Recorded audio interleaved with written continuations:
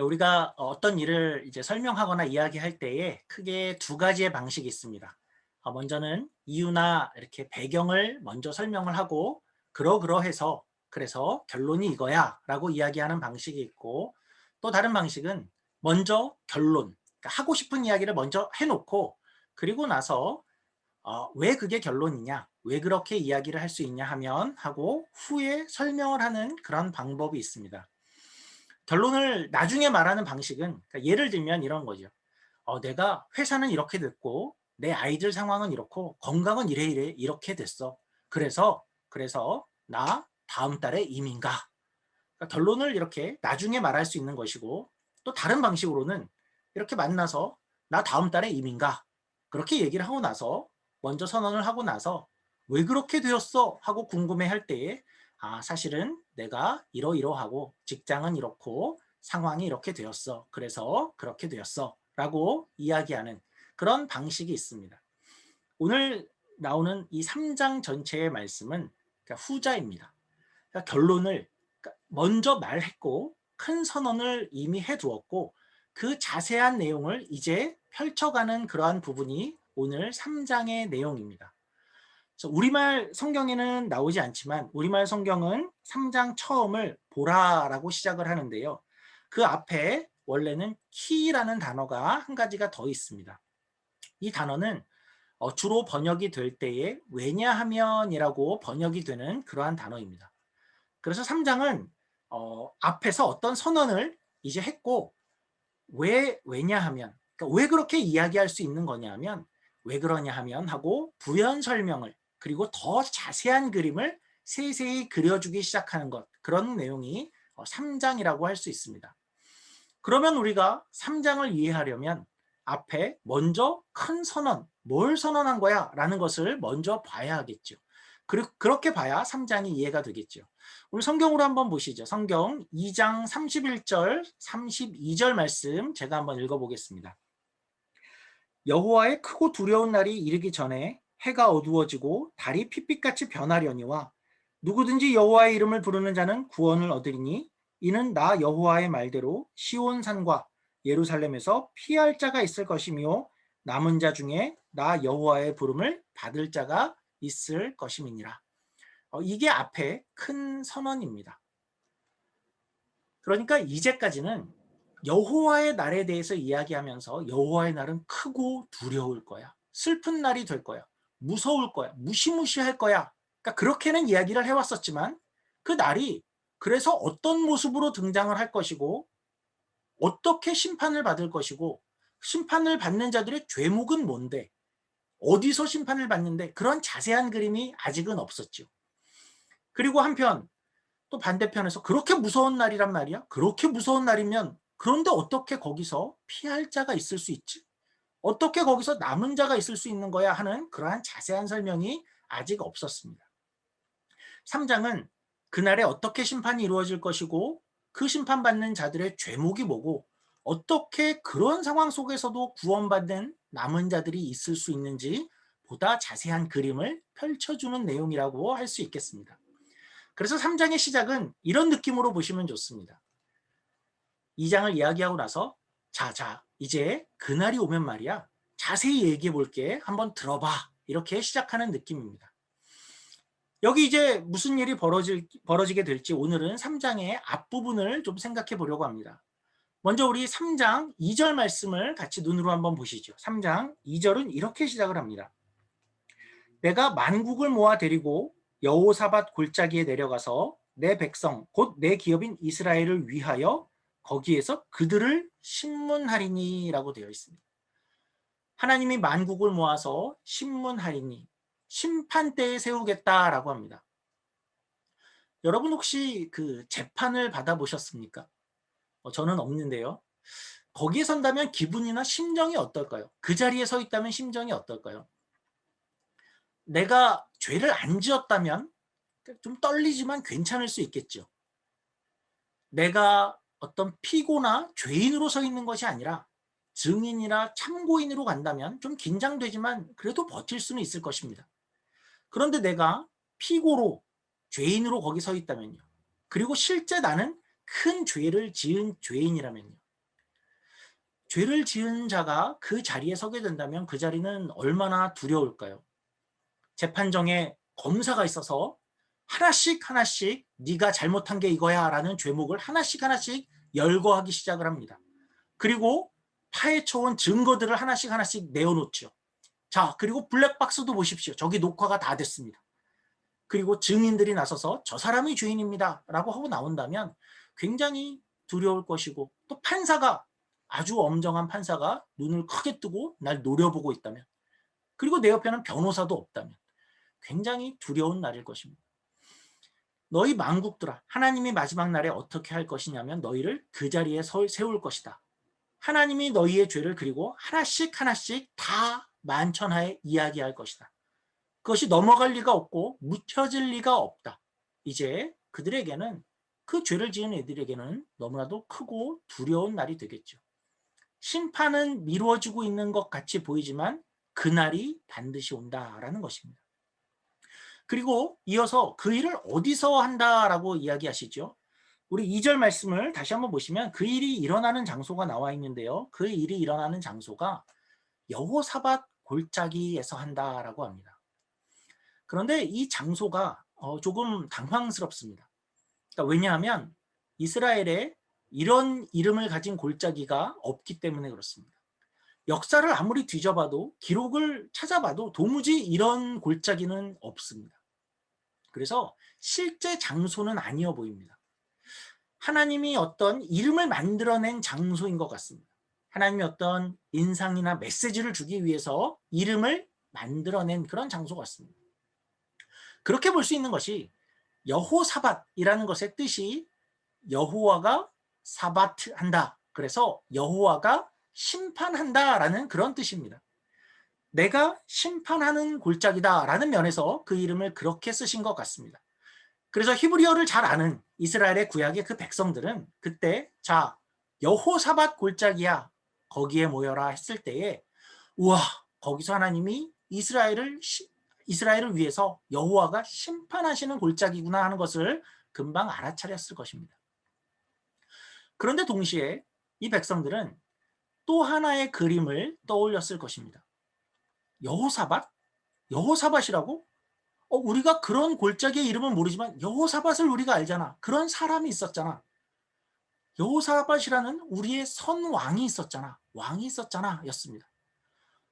그러고 보니까 이날의 골짜기의 이름을 여호사밧이라고 이름을 지으신 그러한 이유가 또 있어 보입니다. 여호사밧 왕 때에 이런 일이 있었습니다. 구약 백성들은 그 일을 떠올렸을 것입니다. 모압과 암몬이라는 나라가 있었는데 그 두 나라가 여호사밧 왕을 치기 위해서 나왔었습니다. 그리고 그 소식을 들은 여호사밧 왕이 매우 두려워했었습니다. 그러니까 이때는 여호사밧 왕과 이스라엘이 약해져 있을 그러한 때였고, 그때 이 왕은 너무나도 두려웠는데, 그러나 여호사밧 왕이 굉장히 잘했습니다. 여호와께로 낯을 향하고 얼굴을 들고, 그리고 온 유다 백성들에게 금식하자라고 공표했고, 그리고 여호와의 도움을 구하려 모든 사람들아 다 나와라라고 그렇게 명령을 내렸습니다. 그리고 나서 왕이 기도하는 이 내용이 오늘 주목할 만합니다. 뭐라고 기도하냐면, 하나님, 여호와께서 여호와의 이름을 부르짖는 자는 구원하신다라고 하시지 않으셨습니까? 라고 기도합니다. 오늘 요엘서의 얘기와 너무나 일치하죠. 여호와의 이름을 부르는 자를 구원하신다 하셨습니다 라고 그렇게 기도를 합니다. 이 내용을 좀 기억해 두고요. 그리고 나서 조금 더 내용이 이어지는데요. 이 내용은 우리가 같이 화면을 좀 보겠습니다. 옛적에 이스라엘이 애굽 땅에서 나올 때에 암몬 자손과 모압 자손과 세일산 사람을 침노하기를 주께서 용납하지 아니하심으로, 이 옛적은 출애굽 때를 얘기합니다. 출애굽 때에 그렇게 하심으로 이에 치우쳐 저희를 떠나고 멸하지 아니하였거늘, 과거에 그렇게 했는데 이제 저희가 우리에게 갚는 것을 보옵소서. 저희가 와서 주께서 우리에게 주신 주의 기업에서 우리를 쫓아내고자 하나이다. 우리 하나님이여 저희를 징벌하지 아니하시나이까. 우리를 치러 오는 이 큰 무리를 우리가 대적할 능력이 없고 어떻게 할 줄도 알지 못하고 오직 주만 바라보나이다 하고 유다 모든 사람은 그 아내와 자녀와 어린 자로 더불어 여호와 앞에 섰더라. 그리고 나서 왕이 먼저 몸을 굽혀서 얼굴을 땅에 대고 온 유다와 예루살렘 주민이 왕을 따라 여호와 앞에 엎드리게 됩니다. 그리고 그 결과는요. 결과는 어떻게 되었을까요? 거기서 큰 승리를 주셔서 적의 탈취물들을, 그러니까 전리품들을 취하는 데만 3일이 걸렸고, 그리고 4일째에 한 골짜기에 모여서 승리를 송축했다라고 되어 있습니다. 그래서 하나님께서 이 여호사밧의 골짜기다 할 때에 이스라엘은 그날에 이런 식의 이 일과 비슷한 일들이 일어나겠구나, 그 골짜기구나 하는 것을 머리에 그렸을 것입니다. 그러니까 위기의 상황이고 전쟁의 상황이고 힘이 없는 상태인데, 그러니까 예전에는 우리가 오히려 봐줬었는데 이제 우리가 약하다고 우리를 공격해오는 그런 위기의 상황에서 여호와를 부르짖을 때에, 주의 이름을 부르짖었을 때에 구원하셨던 그 골짜기를 이스라엘은 떠올렸을 것입니다. 사실은 이것은 오늘날 우리의 인생에도, 그러니까 마지막 날에뿐 아니라 우리의 평생의 원칙이라 할 수 있을 것 같습니다. 주의 이름을 부를 때에 구원하리라. 그러니까 우리가 어떤 위기의 상황이나 낙심할 수 있는 상황이나 역경의 상황을 만날 때마다 우리의 힘으로 할 수 있는 것이 없고 절망할 수밖에 없다면, 그때 여호사밧 왕인데 얼굴을 땅에 대고 몸을 굽히는, 내가 왕이어서 모든 것 위에 있어 라고 하지 않고 내 위에 하나님이 있어 라는 것을 인정하고 몸을 굽혀 얼굴을 땅에 대는 마음, 그리고 하나님, 여호와께 부르짖을 때에 우리를 구원한다 하시지 않으셨습니까? 참으로 하나님만 바라보는 그러한 마음이고, 우리가 우리의 상황 가운데에서 우리가 그렇게 할 때에 하나님이 오늘도 우리에게 살 길을 열어주시고 우리가 가야 할 길을 보여주시고 우리를 인도해 주실 줄 믿습니다. 이것은 만고불변의 진리다라고 할 수 있겠습니다. 우리 이제 구약의 백성들은 이렇게 여호사밧의 골짜기였구나 라는 것을 들었을 때에 여호와의 날이 그렇게 될 것이구나 라는 것을 감을 잡을 수 있었습니다. 이런 절망의 날 여호와를 부르는 것만이 살 길이구나, 그렇게 사는 것이구나 하는 그러한 감을 잡게 되었습니다. 그리고 오늘 3장은 이어서 이제 심판정의 이야기가 계속되는데요. 이 죄인들을 이제 심판대에 부르기 시작하죠. 죄인들 재판정 앞에 다 나오시오 하고 부르기 시작합니다. 그리고 하나님께서 마치 검사처럼 이제 죄들을 하나씩 하나씩 열거하기 시작을 합니다. 만천하에 그것을 공개합니다. 요엘서 3장에 죄인석에 서게 되는 이 사람들은 어떤 사람들이었냐면 참으로 포악하고 간교한 그런 사람들이었습니다.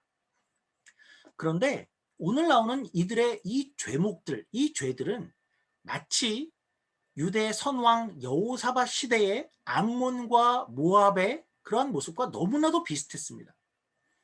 선왕 여호사밧 때 그때 그들이 그 적들이 어땠냐면, 조금 전에 우리가 역대하에서 같이 읽은 그 내용이 어떤 것이었냐면, 그러니까 과거에 하나님이 그들을 봐주셨었다라는 것부터 시작했었습니다.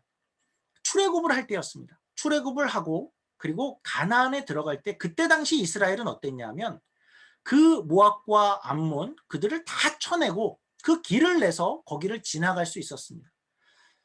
이스라엘이 그때는 굉장히 파죽지세였습니다. 애굽을 이기고 나왔고 10가지 재앙을 거치고 나왔고, 물론 광야에서 고생도 했고 훈련을 받는 그런 시기들이 있었지만 그 당시에도 적국들에 대해서는 굉장히 파죽지세였습니다. 이스라엘은 그때 강했습니다. 가나안에 들어갈 때 이스라엘이 온다는 소식을 듣고 가나안 족속들이 다 벌벌 떨 정도였습니다. 이스라엘이 여기로 들어오고 있대 해서 가나안 족속들이 다 벌벌 떨었다라고 할 정도였습니다. 그때 모압과 암몬을 그때 들어갔으면 다 굴복시켜버릴 그러한 부족이었습니다. 그런데 그들은 사실은 이스라엘의 먼 친척이었죠. 모압과 암몬은 아브라함의 조카 롯의 자녀들의 후손이었습니다. 그리고 에돔은 에서의 후손인데요. 에서는 야곱의 쌍둥이 형제였죠. 그러니까 그런 이스라엘의 먼 친척들 족속이었습니다. 그래서 그때 살려주셨는데 그런 모압과 암몬이 시간이 지나서 이제 이스라엘이 약해지는 시기가 되자 이제 덤벼온 것이었습니다. 이들은 약할 때 기회를 타서 괴롭히는 자들이었고 그리고 오늘 이제 요엘서에 나오는 이들도 정확히 마찬가지입니다. 우리 4절에 등장하는 이들은 누군가 보니까 4절을 보시면 두로와 시돈, 블레셋이 등장합니다.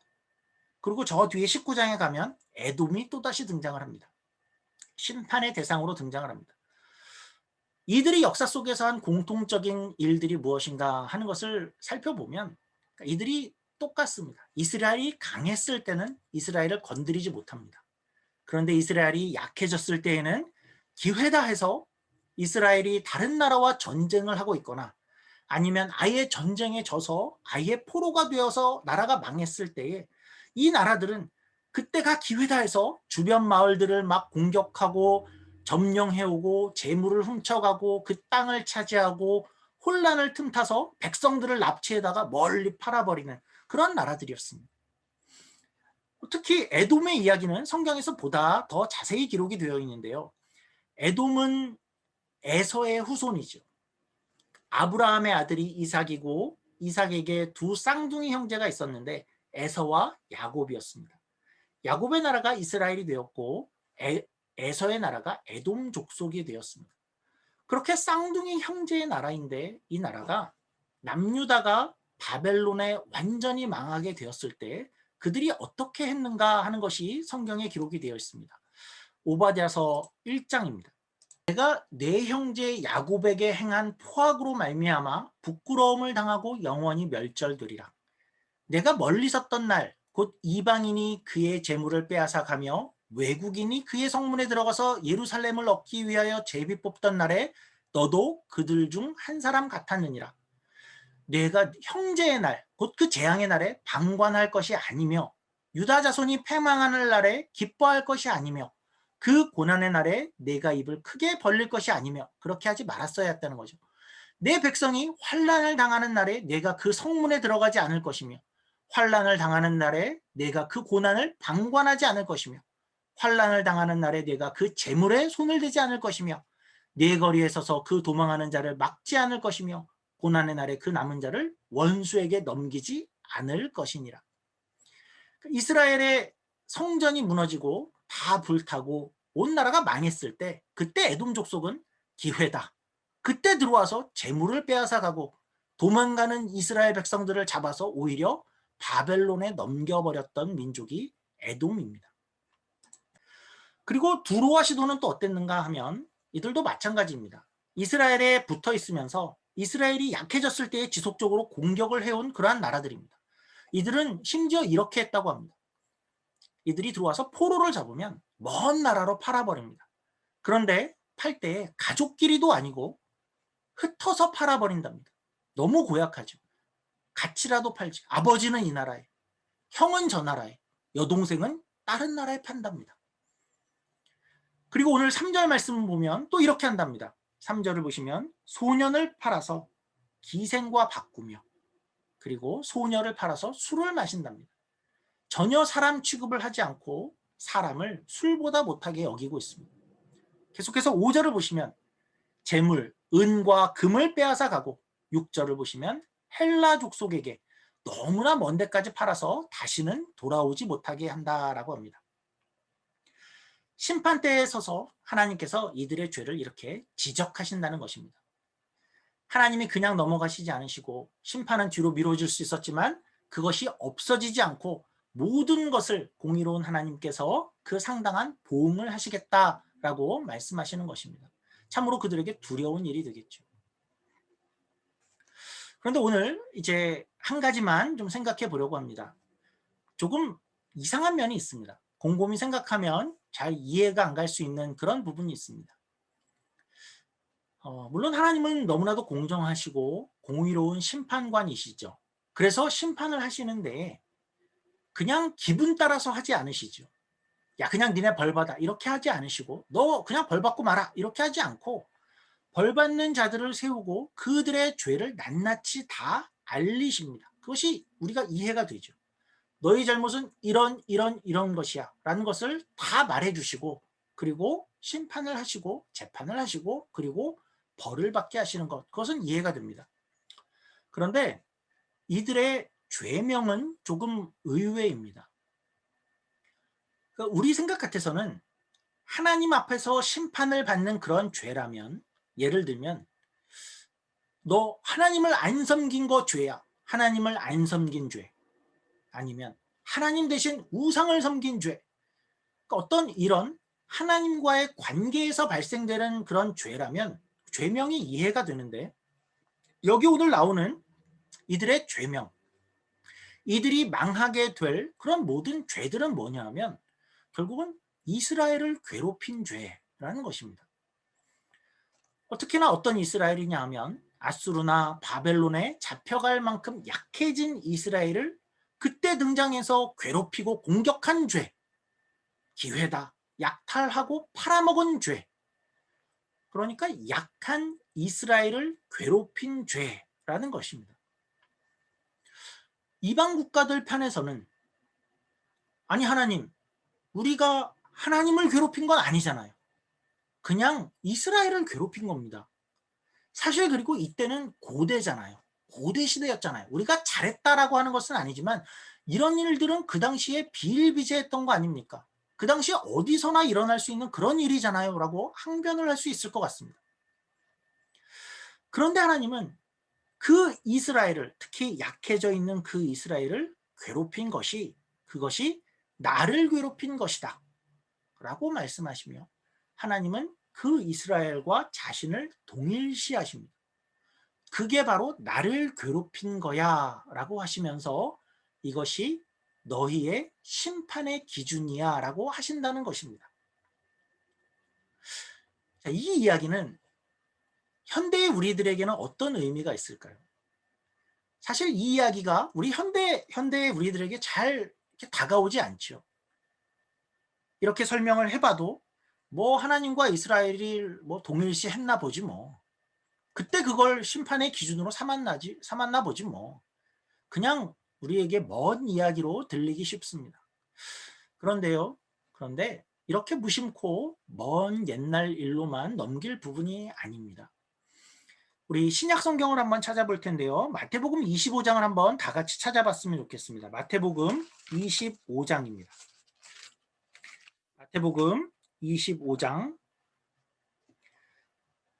마태복음 25장에는 어떤 이야기가 나오냐 하면 이 심판의 이야기, 심판의 기준이 단지 구약의 이야기가 아니다 하는 것이 드러납니다. 단지 옛날 얘기가 아니라 오늘날 우리에게도 같은 기준으로 주어진다라는 것을 발견하게 됩니다. 어떤 식으로인지 우리 각자의 성경을 한번 찾아보시면 좋겠습니다. 마태복음 25장 31절에서 끝까지입니다. 굉장히 긴데요. 같이 찾아보면 좋겠고 제가 한번 읽어보도록 하겠습니다. 마태복음 25장 31절부터 마지막 절까지입니다. 신약 성경에 나오는 어떤 마지막 날 심판의 모습을 그리는 장면인데요. 이렇게 그리고 있습니다. 한번 공통점을 한번 찾아보시죠. 25장 31절입니다. 인자가 자기 영광으로 모든 천사와 함께 올 때에 자기 영광의 보좌에 앉으리니 모든 민족을 그 앞에 모으고 각각 구분하기를 목자가 양과 염소를 구분한 것 같이 하여 양은 그 오른편에 염소는 왼편에 두리라. 요엘 3장과 매우 비슷한 어떤 심판의 장면이죠. 만국을 모읍니다. 그때의 임금이 그 오른편에 있는 자들에게 이르시되 내 아버지께 복받을 자들이여 나와 창세로부터 너희를 위하여 예비된 나라를 상속받으라. 내가 줄일 때에 너희가 먹을 것을 주었고 목마를 때에 마시게 하였고 나그네 되었을 때에 영접하였고 헐벗었을 때에 옷을 입혔고 병들었을 때에 돌보았고 옥에 갇혔을 때에 와서 보았느니라. 이에 의인들이 대답하여 이르되 주여 우리가 어느 때에 주께서 줄이신 것을 보고 음식을 대접하였으며 목마르신 것을 보고 마시게 하였나이까? 어느 때에 나그네 되신 것을 우리가 보고 영접하였으며 헐벗으신 것을 보고 옷 입혔나이까? 어느 때에 병드신 것이나 옥에 갇히신 것을 보고 가서 배웠나이까 하리니 임금이 대답하여 이르시되 내가 진실로 너희에게 이르노니 너희가 여기 내 형제 중에 지극히 작은 자 하나에게 한 것이 곧 내게 한 것이니라 하시고 또 왼편에 있는 자들에게 이르시되 저주를 받은 자들아 나를 떠나 마귀와 그 사자들을 위하여 예비된 영원한 불에 들어가라. 내가 줄일 때에 너희가 먹을 것을 주지 아니하였고 목마를 때에 마시게 하지 아니하였고 나그네 되었을 때에 영접하지 아니하였고 헐벗었을 때에 옷 입히지 아니하였고 병들었을 때에와 옥에 갇혔을 때에 돌아보지 아니하였느니라 하시니 그들도 대답하여 이르되 주여 우리가 어느 때에 주께서 줄이신 것이나 목마르신 것이나 나그네 되신 것이나 헐벗은 것이나 병드신 것이나 옥에 갇힌 것을 보고 공양하지 아니하더이까. 이에 임금이 대답하여 이르시되 내가 진실로 너희에게 이르노니 이 지극히 작은 자 하나에게 하지 아니한 것이 곧 내게 하지 아니한 것이니라 하시리니 그들은 영벌에 의인들은 영생에 들어가리라 하시니라. 이 장면은 분명히 마지막 날 재판정의 모습입니다. 구약의 여호사밧 골짜기로 표현된 그런 마지막 장소입니다. 구약에서 여호사밧 골짜기에서의 그들의 죄목이 뭐였죠? 약해져 있는 작은 이스라엘을 괴롭힌 것. 그것이 하나님을 괴롭힌 것과 같다. 약해진 이스라엘에게 한 것이 하나님에게 한 것이다 였습니다. 오늘 마태복음에서도 마지막 심판의 모습을 보이시는데 그 심판의 기준이 무엇이라고 하십니까? 너희의 형제 중 지극히 작은 자에게 소자에게 어떻게 했는가? 그것이 심판의 기준이 된다라는 것입니다. 아니 기준이 왜 이래요? 하나님에게 한 게 아니잖아요. 내가 언제 하나님을 그렇게 대했습니까? 그런데 하나님은 지극히 작은 자와 하나님을 동일시하십니다. 요엘의 이야기와 정확히 같은 이야기죠. 참 놀라운 기준입니다. 그런데 그러면 여기만 그런가 하니까 이런 이야기를 신약에서 여러 번 하셨다는 것을 우리가 발견할 수 있습니다.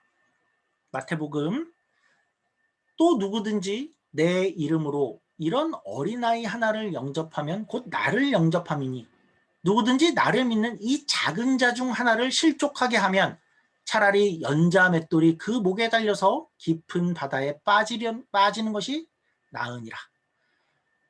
그러니까 작은 아이를 어떻게 대하고 있니? 작은 아이 하나가 나다이고요. 또 마태복음 10장에 가시면 선지자의 이름으로 선지자를 영접하는 자는 선지자의 상을 받을 것이요 의인의 이름으로 의인을 영접하는 자는 의인의 상을 받을 것이요 또 누구든지 제자의 이름으로 이 작은 자 중 하나에게 냉수 한 그릇이더라도 주는 자는 내가 진실로 너희에게 이르노니 그 사람이 결탄코 상을 잃지 아니하리라 하시니라. 우리에게 무엇을 요구하시는지를 한번 생각해 보시지요. 구약을 심판하는 데에 그 기준이 이렇게 약해져 있는 이 작은 이스라엘에게 너희가 어떻게 했나를 봐라. 물론 행위 자체도 문제지만 사실은 이런 말이죠. 그게 너희 상태야. 그러니까 너희가 얼마나 악한지를 너희가 어떤 상태인지를 가장 잘 보여주는 거야. 그러니까 오늘날 이런 기준이 신약에 왜 등장합니까? 야, 너희가 지금 어떤지 알고 싶어? 너희가 스스로 어떤 사람인지 너희가 알고 싶어? 판결해 줄까? 너희가 지금 어떤 신앙인의 상태인지 너희가 알고 싶어? 내가 가장 좋은 기준을 보여줄게 하시는 것입니다. 하나님, 저는 올해 교회 개근했습니다. 어젯밤에 철야기도 하고 왔어요. 저는 지금 성경 3독째입니다. 3번째 읽고 있습니다. 하나님은 잘했다. 정말 잘했어. 라고 하실 것입니다. 그런데 덧붙여서 그런데 신앙 이야기를 하는 것이면 신앙 이야기를 하는 거구나. 그러면 내가 다른 기준을 줄게. 사실은 이게 기준이야. 한번 들어봐라. 네가 네 주변에 지극히 작은 자에게 지금 어떻게 하고 있는가를 봐라. 그게 너희의 상태야.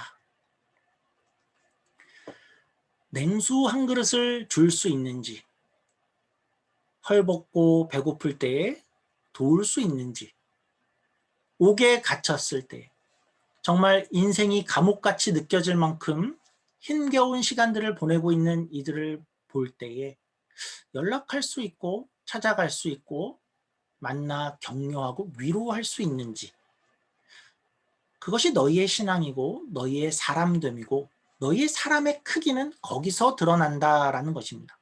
약자를 어떻게 대하는지를 봐라. 이 요구는 참으로 세상의 요구와는 너무나 다르죠. 세상의 원칙과는 너무나 다릅니다.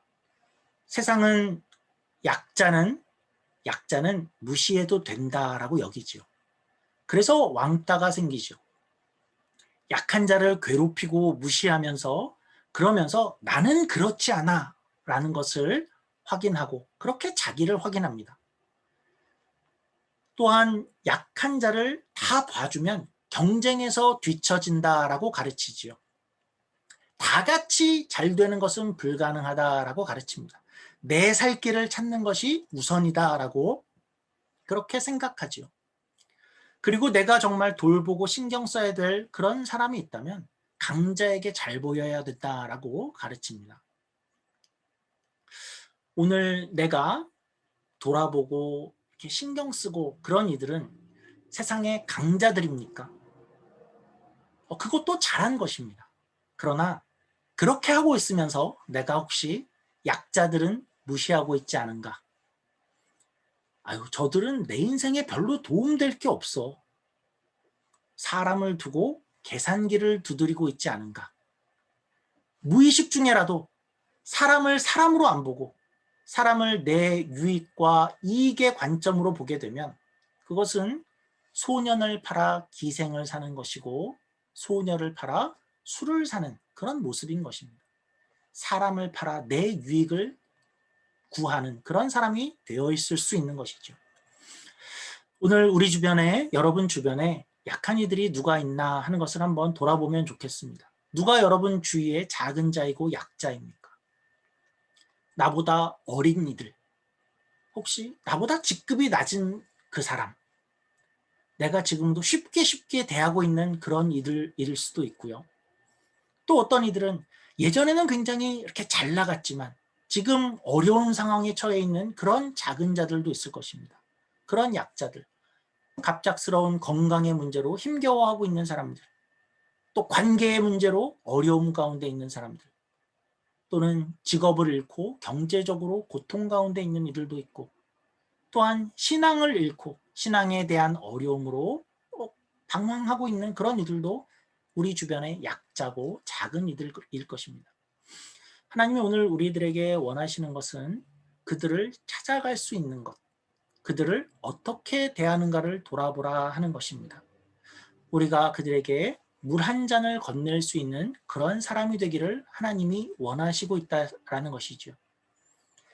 단지 인도적인 관점을 넘어서 그들을 사랑하고 사람을 사람으로 여기기 때문에, 그들을 영혼으로 볼 수 있기 때문에 아직 하나님을 모른다면 복음을 전해줄 수 있고, 또 현실적인 어려움 가운데 있다면 위로하고 안아줄 수 있기를 하나님이 원하실 것입니다. 우리가 그런 사람이 되기를 하나님이 원하신다라는 것이지요. 말씀을 마치도록 하겠습니다. 오늘은 우리가 우리 주변에 약한 자들, 지극히 작은 자들, 힘겨워하는 자들이 누가 있을까 하는 것을 좀 돌아보면 좋겠습니다. 그들을 주목할 수 있으면 좋겠습니다. 그리고 하나님의 시선이 거기에 있다 하는 것을 우리가 좀 발견하기 원하고, 우리의 삶을, 우리의 하루하루 살아가는 모습을 되돌아볼 수 있는 그런 우리 모두가 되기를 주의 이름으로 축원합니다. 기도하겠습니다. 하나님 아버지, 우리는 구약의 말씀을 보면서 그 심판의 기준이 조금 의아했습니다.